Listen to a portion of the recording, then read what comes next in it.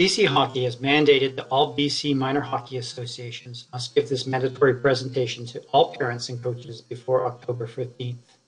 You may be watching this on our Greater Vernon Minor Hockey Association's Facebook page or website. Please take a moment to listen and watch as I talk about the new Sportsmanship Starts in the Stands program.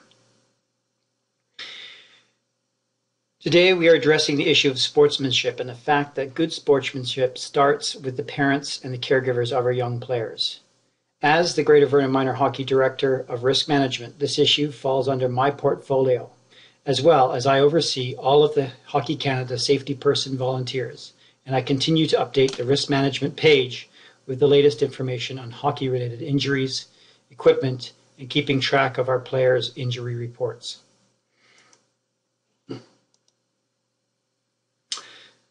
For both seasoned and new parents, the start of the new hockey season provides us all with an opportunity to reflect on what is really important about minor hockey. First of all, it must be fun. It must be a safe and it must be a positive environment for everyone to play and enjoy the game of hockey. Our young players learn the strong life skills and how to become a team player, making lifelong friends and being able to understand how to win and lose graciously. These are broad statements, and each one of us may have our own opinion on what we want our son or daughter's hockey experience to be. However, we should never lose sight of the fact that these fundamental principles of fun, safe, and positive teamwork and friendship, win or lose, we must win or lose graciously. Being a hockey parent is no easy task. We unfortunately don't have the best reputation, thanks to YouTube. But we all consider the important role we play in our son or daughter's passion for the game of hockey. And we are a special group of parents. As parent volunteers, your work is what keeps the wheels of minor hockey in motion. Without volunteers, we don't have coaches, we don't have managers, we don't have Hockey Canada safety persons, and we don't have timers or scorekeepers, or room attendants, or even event organizers. However, some of these roles place us in conflict. There are many programs offered by Hockey Canada to educate our parents and volunteers to help them to be better at what they do with their child's team. Plus, it also helps you to understand the importance of your role for the team. If you have more interest in some of these education programs, visit www.hockeycanada.ca and look under the hockey programs, education programs that they provide. Most importantly, parents need to provide opportunity for their children to have fun. So, what can you do for your son or daughter's hockey experience? Make sure that the first experience is a positive one, and that it's most of all, it's positive and fun. Allowing them opportunities to make new friends while emulating their hockey heroes, and that hero might as well be you. Really, there is no difference between who should motivate players or what takes to motivate players, whether they're 5 years old or 16-year-old. They should be playing the game for fun, having positive experiences, and developing lifelong friendships. So how can we help our kids? As parents, you have some very important responsibilities to your young hockey players. First is to make sure that they enjoy the game. We need to support them on what they do and what they choose to do. Example, would they rather play with their friends or play up with a representative team? We are obviously role models for our kids, and thus we need to be positive role models all the time and demonstrating acceptable behavior. Does yelling at a referee or coach set a good example? We are only teaching our kids that it's acceptable. Our responsibilities also include building our child's self-confidence during practices and games and keeping the children focused on the participation and fun aspect of the game and not the results. Whatever the results of the game or what happened in the game, parents need to be positive, understanding, and responsible. Many of us exude a strong passion for hockey, Canada's game, And from time to time, we all get a little carried away. When we do, it's important to think about what would happen if the roles were reversed. Would your golf game get any better if your kids were constantly yelling at you? Next, we need to build a strong and positive relationship with our volunteer coaches. Coaches give, and they keep giving. It's so important that we all respect them for the job that they do, the goals that they set for our players and the team, and most of all, consider the responsibility that they take on each session. Always be positive and respectful with your son or daughter's coach. Let them do their job, and if we have a problem, example, our child is not getting enough ice time or shortening the bench, the 24-hour rule always is in effect. Wait 24 hours and think about whether your issue is really a problem. Allowing time to cool off makes it easier for everyone to communicate amicably. After 24 hours, if you still believe it's necessary to speak with the coach or the coach liaison, then do so in a positive manner. What about value-based coaching? Value-based coaching is an approach which recognizes that understanding one's values lie in the heart of any coaching program. A value is what is important to you and something you will constantly choose to prioritize towards in life. This may include responsibility, respect, loyalty. Understanding values lies at the heart of motivation. If you know what is important to you and behave and make decisions which are congruent with your values, you are more likely to make your players, your kids, feel happier and more motivated. If you set goals and make plans which are not congruent with your values, then you are unlikely to be fulfilled or motivated to achieve them. Have you ever wondered why those New Year's resolutions never seem to stick? A good, trained, values-based coach will help a player clarify and identify their values, help them understand what motivates them, uncover resistances to change, and take action that is congruent with what is important to them. The parent and the coach need to work together to make sure that each player understands his or her values that can be gleaned from playing this great game. The values taught by the coach will only be effective if the parents can reinforce these values through good sportsmanship. Coaches take on an important responsibility in shaping the way our young players experience the game of hockey. Coaches become persons for which our young players look for approval. Thus, they too must always demonstrate good sportsmanship. Parents must remember that coaches are volunteers, and without volunteers, our kids don't get to play hockey. As players, we need to respect what our coaches and the job that they do. And coaches must live by and promote sportsmanship in their players, always with the support of our parents.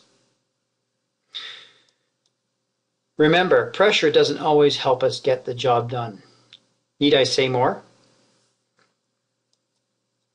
On every team, there are parents who are quite vocal with their support or concerns. However, most often the majority of the parents don't react. They are often the silent majority. Unfortunately, often it's the squeaky wheel that gets the oil. So the silent majority often stay silent. Therefore, for the benefit of all parents, coaches, and players need to communicate in a respectful and responsible manner. This can be facilitated through a parent-coach meetings and keeping the hockey as fun social event for parents. Parents learn to respect each other and allow for cooler heads to prevail during difficult times. We all get excited, and some of us express the excitement in different ways. However, it is important that parents and coaches first think about how they are going to act or react.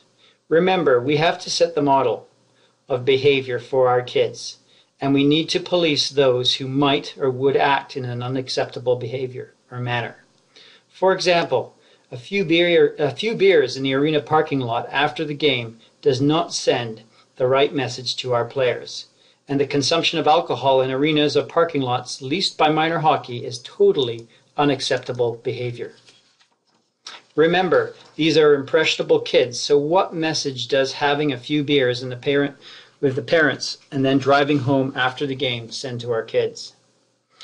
Let's remember that referees are often only kids, learning the profession and enjoying the game. Referees make mistakes just like any other human being. However, this does not give us the right to berate their decisions. Right or wrong, the referee's decision must be final. If we demonstrate our displeasure with the referees then take that out, our kids will adopt our tastes for challenging the referee's calls, which is essentially demonstrating a lack of respect. Don't be one of those parents. So how can you show your support for our organization? First, attend the AGM and vote for your board of directors, or run for a board position yourself. New board members is a good thing. Second, know the GVMHA policy manual. Make sure to reference the policy manual when approaching the board with your concerns, comments, or suggestions. Attend the team's meetings and association meetings. Learn how the association operates.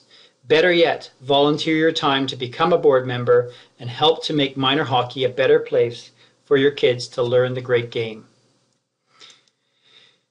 Take the time to become educated in the sport. Hockey Canada has a series of online courses you can take to become a better volunteer coach, manager, Hockey Canada safety person, or fundraiser for your team. These education programs help to give parents perspective on how the game should be played and the team should be run.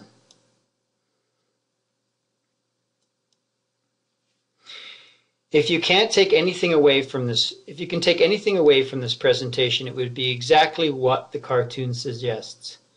Stay out of the sin bin.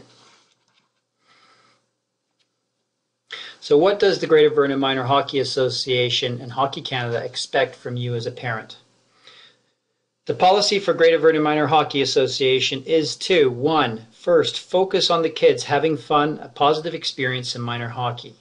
Second, have a high yet reasonable expectations. Your kid is good, but not likely to play for the Canucks.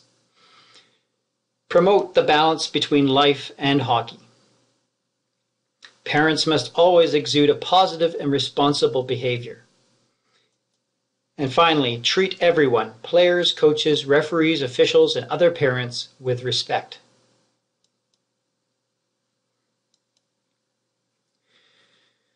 When there is a disagreement or conflict, expressing views or opinions in a respectful manner is vital. Take the higher road when disagreement or conflict appears. Always express your views in a positive and a respectful manner. Emphasize important life skill values such as good sportsmanship, team cooperation, play fair and judge fairly. Treat others with respect. Promote excellence in your team players and support the team play.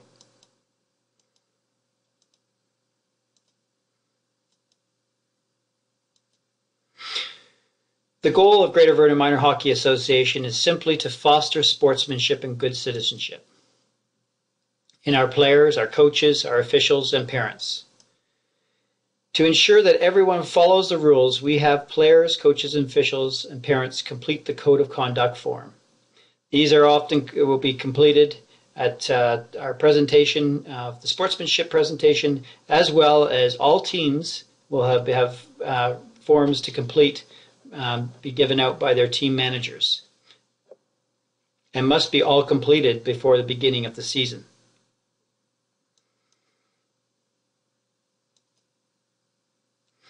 Code of Conduct form, everyone must sign, and the additional copies can be downloaded from the Vernon Minor Hockey's website under the Forms tab. As per the Greater Vernon Minor Hockey Code of Conduct, Policy 14.2, members, this includes parents, officials, coaches, and players who violate the Code of Conduct will be subject to sanctions by the disciplinary panel appointed by the Vernon Minor Hockey.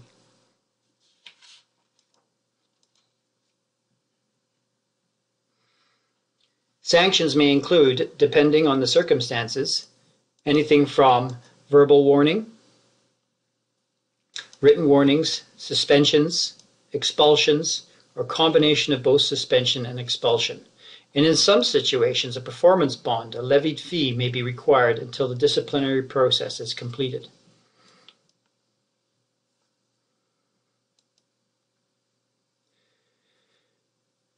If you have most complaints, there is a procedure to follow. 14.3 of informal mediation may solve most issues.